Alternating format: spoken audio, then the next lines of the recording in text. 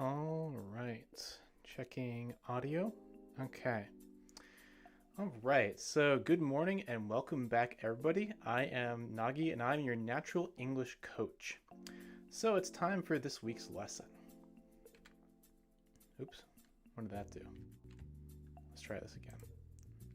There we go. Okay, so this week is a pronunciation lesson once again. So first, we're going to be talking about how to use the sound V, the English sound V. Just move the mic a little bit more. Oops, there we go. All right, so let's take a look at our sentence right here. So go ahead and try to say this sentence right here. Try it now.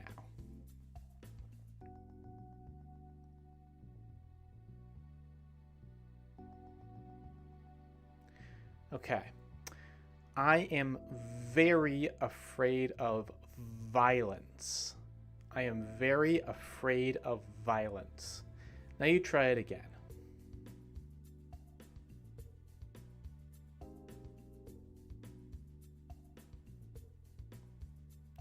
All right, good.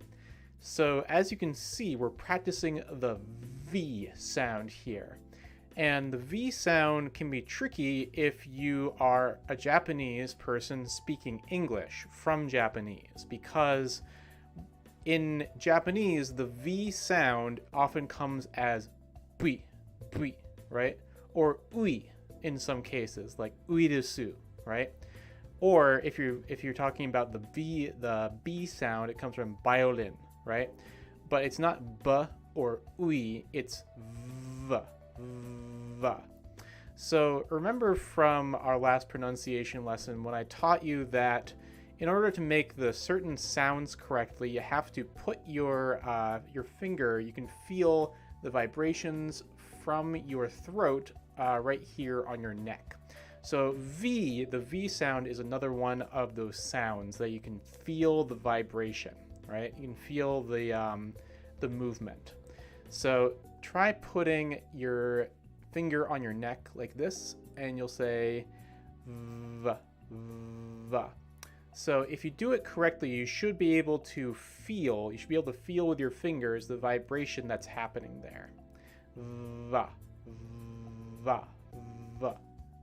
It's a similar way to saying B, B, the B sound, but you have to hold it and make the vibration with your throat.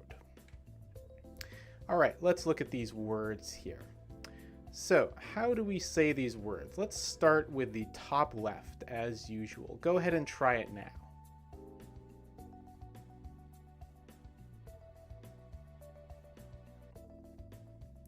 Okay, that word is very, very. This is a very common word in English, so it's important to get it right.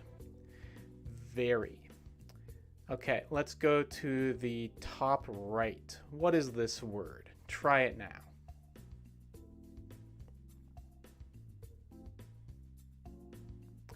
All right, that word is vote. Vote. To vote on a candidate in an election, right? Vote. Okay, down in the bottom left, try that one.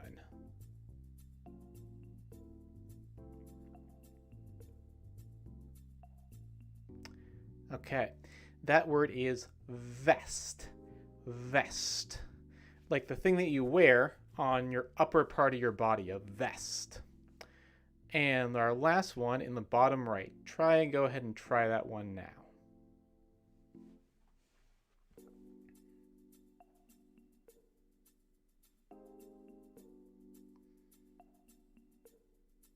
All right, that one is vase. Vase. If you listen to other English speakers, they might say it a little bit differently. You might hear people say it as vase, but I think that's a British way of pronouncing it. So it just depends on who you're talking to, but the American way is to say it vase, vase, right? All right, let's try these sentences. Go ahead and try the top sentence now.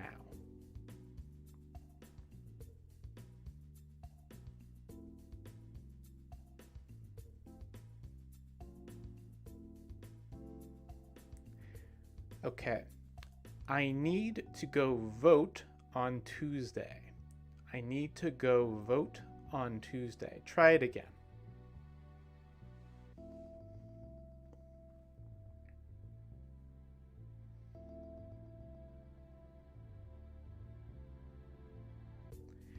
Okay.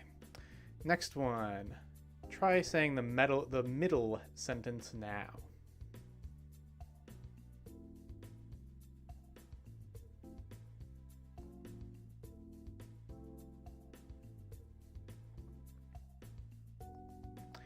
Okay. That's a pretty vase on display. That's a pretty vase on display. Try it again.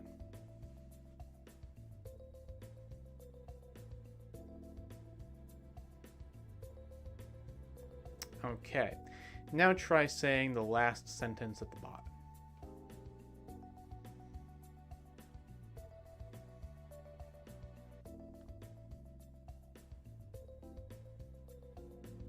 Okay.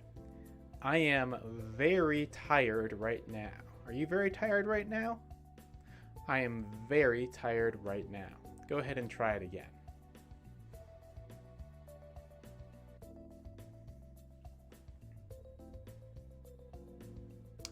Okay, good. So, similar to some other sounds we've practiced before, we once again have minimal pairs, right? Minimal pairs. Do you remember what minimal pairs are? So minimal pairs are two words that have only one sound in them that is different. So the reason why it's so important to study minimal pairs when you're studying any language, not just English, is because if you mess up that one sound, you might be saying a totally different word, right? So it's really important to pay attention to the sounds on these minimal pairs. So as you can see, our first one is vote, but if you don't say the V right, you might be saying boat instead, right? Especially because, like I said before, in Japanese, a lot of times the V sound is pronounced as B, right? So not vote, but boat, right? So you really want to make sure you have the strong V sound, V. All right, go ahead and try and say again the word vote, not the word boat.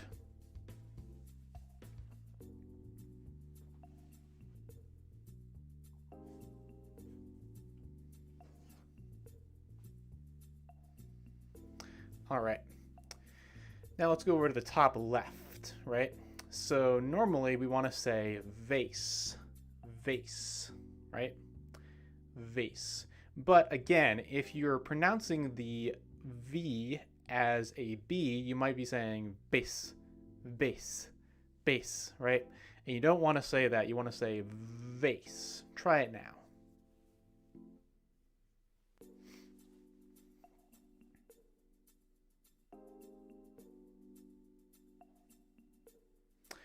Okay. Now down in the bottom left, this one is especially tricky because it is such a popular word to use, right? Such a common word. And because of that, it's used a lot in Japanese, right? Love. It's an extra tricky one because you also have to say the strong L sound at the beginning, right? Love, right? But of course, in Japanese, you say rabu, right? But if you say rabu, and an English speaker might hear the word lab, right? Lab is short for laboratory, right? Kenkyu, I believe, something like that. Kenkyushitsu, or something like that in Japanese. So you really want to make sure that you're saying love, which sounds very different than rabu, right, to an English speaker. Love. Try it.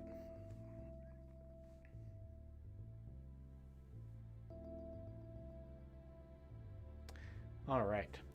And our last one in the bottom right, we have very and berry, right? Because of how common the word very is in conversation, this one is really important to get right, right? You don't want to say, I'm very excited, right? A very common mistake to make when you're trying to speak English, right? it's really important to get the very right because it goes a long way to helping people understand you and also to helps you helps people understand your accent a little bit more, right? So try it very. Try it.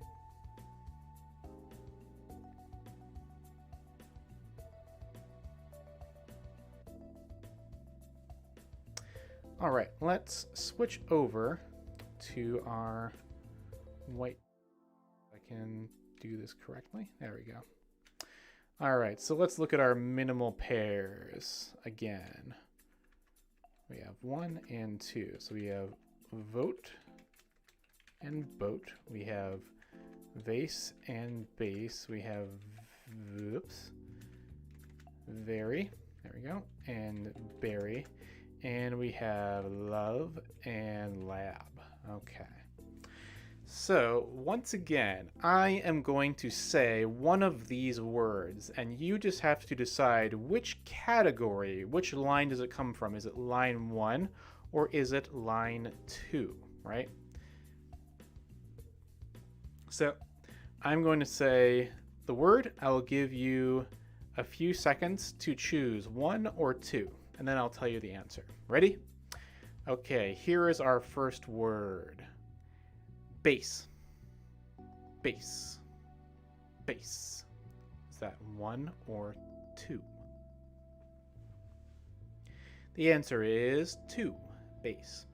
Here we go again. Lab. Lab. Lab. Is it 1 or is it 2? The answer is 2. Lab. Right? And next one. Vote. Vote. Vote. 1 or 2?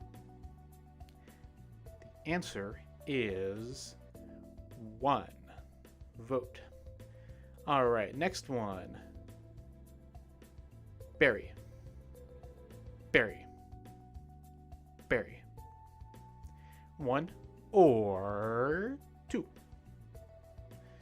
The answer is 2. Berry. Next one. Base. Base. Base. 1 or 2? The answer is 2. Next one. Love. Love. Love. 1 or 2? The answer is 1. All right. Switch back to this one. So, with the minimal pair practice that we just did, you can do it yourself as well, especially with a partner. So you can take turns. One person can say the word and the other person can try to guess 1 or 2. It really helps when you're trying to practice your pronunciation, especially when you can practice with another person. All right, so let's try some speaking practice with the pronunciation of V. So all of the words that you see that have blanks in them are ones that we have practiced before. Most of them, I believe. Pretty sure all of them. So let's try number 1. Can you fill in the blanks and say what number 1 is now?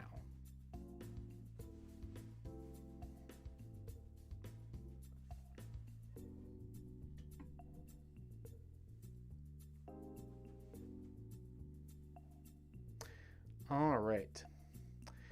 So we have the man was very violent. The man was very violent. Try it again.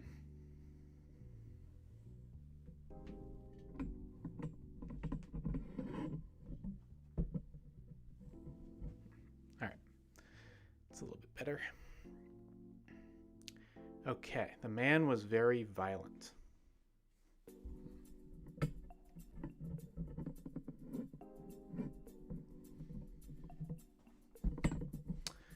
Okay, so let's try number 2. Go ahead and try number 2 now.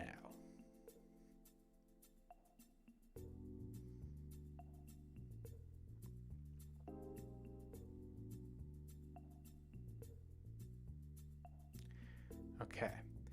The vase broke and water spilled. The vase broke and water spilled. Go ahead and try it now.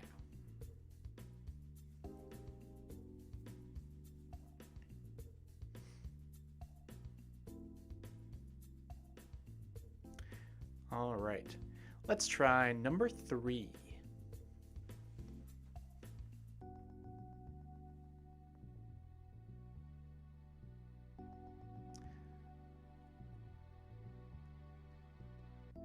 Okay.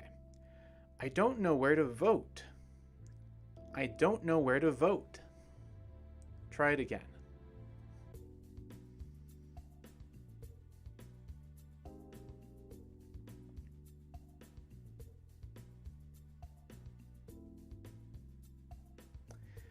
All right. And our last one, try number 4.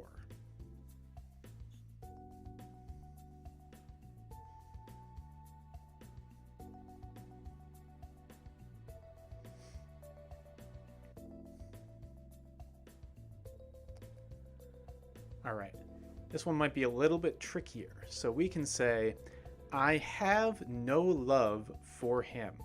I have no love for him. Try it one more time.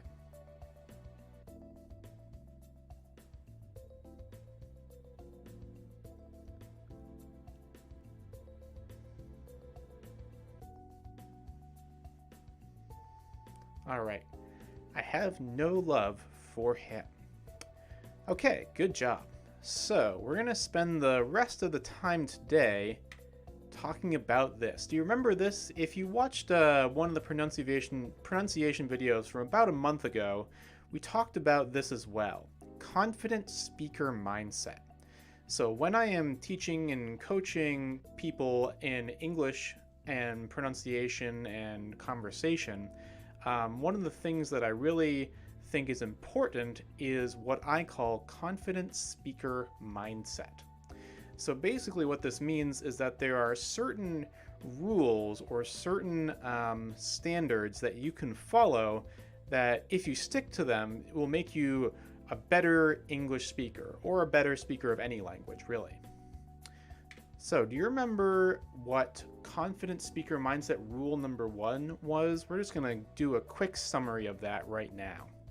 So what I called it was haste makes waste. Do you remember what that means? So the word haste means speed, how fast you do something. So if you do something very fast, sometimes you don't do it very well, right? You don't do a good job, which means that in the end, the effort is not useful because you didn't do it very well. So that's true when you're trying to speak a different language as well. If you're trying to go too fast, you end up making a lot of mistakes. And in the end, you can't be understood by the person you're talking to. So if you try to go faster than you're able to, there's no point, right? It just ends up being pointless. So the second one is to practice mouth movements, right? It's all about getting these mouth movements that you're not used to doing before, because when you start learning any new language, there will be sounds and there will be certain movements in your mouth that you have never done before because those sounds are not in your original language. So it's really important to practice those mouth movements every day. And the more you do them, the better you'll get at them and the better your pronunciation will be. And our third one is slow down 10%, right? So you don't have to slow down a lot, just a little bit, just enough so that you have a little bit more control over your mouth and what you're saying, right? If you try to go as fast as you can, you're going to make a bunch of mistakes and people won't be able to understand you, right? So if you try to remember to just slow down just a little bit, right? Try to slow down just a little bit, it will become much easier for you to make those correct pronunciations. All right, here is number 2. Number 2 of 4, in fact. So this one is perfection is pointless. So what does this mean? Well, let's look at these two words, perfection and pointless, right? What is perfection, right? Perfection means the best, the very best, the best that you can do. There is nothing beyond perfection, right? Perfection is 100% on a test, right? Nothing wrong, no mistakes. But now we have the word pointless. Perfection is pointless. Pointless is, in Japanese, you would say muda, right? Muda desu. So it is not useful. It doesn't really go anywhere. There's no real point to it. There's no value in it. So maybe you've heard this idea before about other things, but I think it's very important in language learning as well, because there isn't really such thing as perfection in language, which I'm about to explain to you right now. So the basic thing is that there is no correct way. There is no one correct way to speak a language, right? And it's hard to remember this sometimes because a lot of times, a lot of people's first experiences, maybe your first experience as well, and definitely mine, is trying to learn a new language from a textbook in a school classroom, right? And you get the grades, and then you get a score on your test, right? So you think, oh, if I get 100, if I get the best score on every test, then I am learning the language perfectly. And that is just not true, right?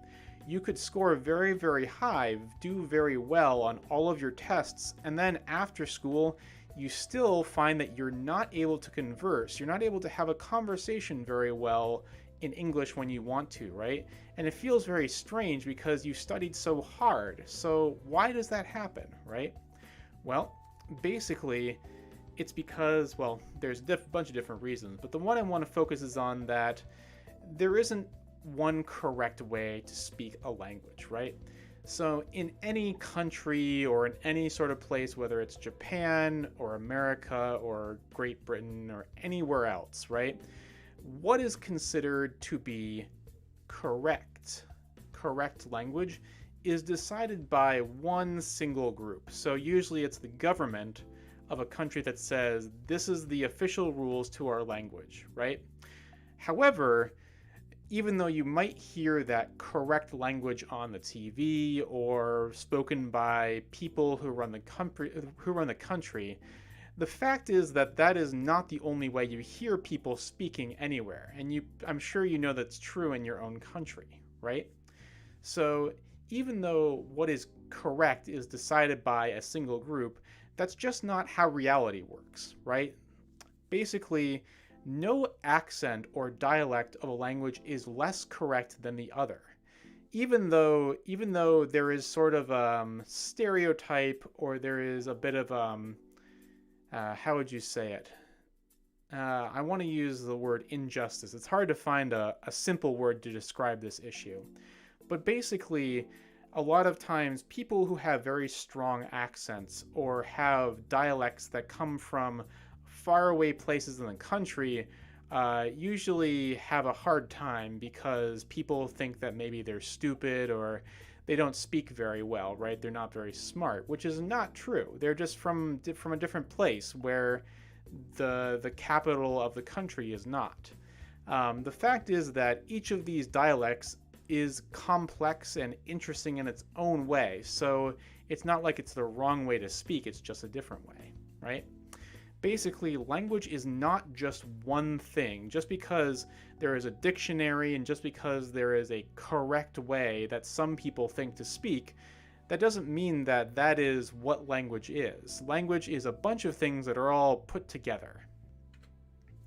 So in the second point that is important to perfection is pointless is that there is no end point to language learning, right? So basically, perhaps you notice this in your own country. I certainly notice it here in America, but there are so many native speakers who only know English, who grew up learning English their whole lives, who are fluent native speakers who make grammar mistakes, very simple grammar mistakes all the time, every single day. Me too. I do it too. I make grammar mistakes in my speaking every single day. And that's just the way it is with conversation, because a lot of times we're thinking as we're speaking, so it's just hard to remember all the grammar rules that you have to use. And when you're speaking your native language, you don't really think about grammar rules because that's not how you learned your native language, right? So it's important to think about, if native speakers are allowed to make all these mistakes, why aren't you, right? Of course you're allowed to make mistakes. The idea that you are only fluent when you make no mistakes at all is just not true. The fact is, no matter how fluent you become in English or any other language, you're still going to make mistakes. That's just a natural part of speaking any language, right? So, like I said, no one knows every single word in a language. No one knows every single grammar rule. If everyone did, there wouldn't be such things as dictionaries, there wouldn't be such things as editors, or there wouldn't be such things as language teachers, right? It just wouldn't exist if everyone knew every single word. And that goes kind of even more for English, because English has well over 1 million words, and I would say that I don't actually know the exact amount, but we only use a small amount of them in daily conversation, right? And in Japanese, there are many, many kanji that are only used in very specific situations, right? You probably don't know every single kanji for every single animal or every single scientific idea, right? You only use them and you only know them when they're important to your job or doing something like that, right? So it's the same way in English, and really the fact is that you can get by in your daily life perfectly fluently while only knowing the words that you need to get by and that are important for your life. You can't possibly really know every single word. And that kind of comes down to the last point, is that language changes and evolves every single day. That is true. The fact is that if a language didn't change, we wouldn't be using it anymore. Language needs to change in order to adapt to the things that we need to talk about, right? The fact is, new things get invented and we need to have words for those new things. New ideas happen, right? The fact that, especially if you use casual speech or slang, right? Those words come and go within a few years, right? I'm sure you can think of many words that you used when you were young in high school, right? That you do not use anymore. If you remember our word from a few weeks ago, we call it dated, right? Oh, using that word is kind of dated, right? So basically the fact is that no one can possibly learn a language completely because it's changing every single day. You can't do it. It's just not possible, right? So I think that it's very, very important as part of your confident speaking mindset to let go of perfection, right? So we'll take a quick review of this. So what is our second rule? Say it now.